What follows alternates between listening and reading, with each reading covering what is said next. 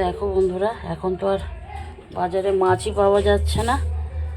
তো এই ভদ্রলোক একটু বেরিয়েছিল, তো ভদ্রলোককে মাছ আনতে বলেছি। এই পুরনো মাছ, মানে যেই মাছ এখন আর ভালোই লাগে না। একটু চিংড়ি মাছ, অল্প করে চিংড়ি মাছ, এতটা কম আনাটাও উচিত নয়, অনেকটাই কম নিয়ে এসছে। দেখো অল্প চিংড়ি মাছ এনেছে আর কাটা পোনা মানে রুই মাছ। তো যাই হোক,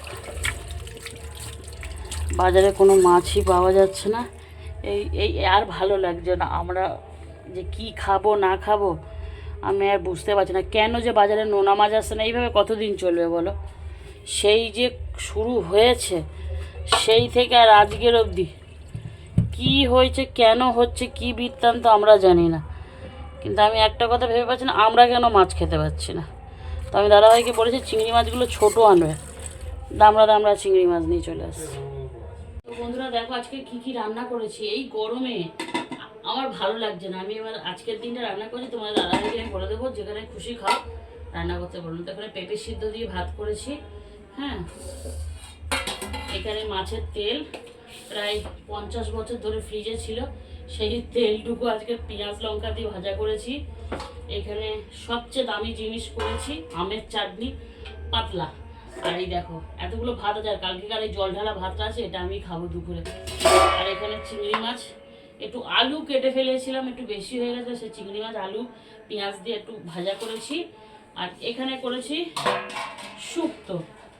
এটা আমি শুক্তো খাই না, তার কারণ এই যে একটা গন্ধ আছে না শুক্তো নিজস্ব, ওই আধুনি কি বলে, সেই গন্ধটা আমি খেতে পারি না।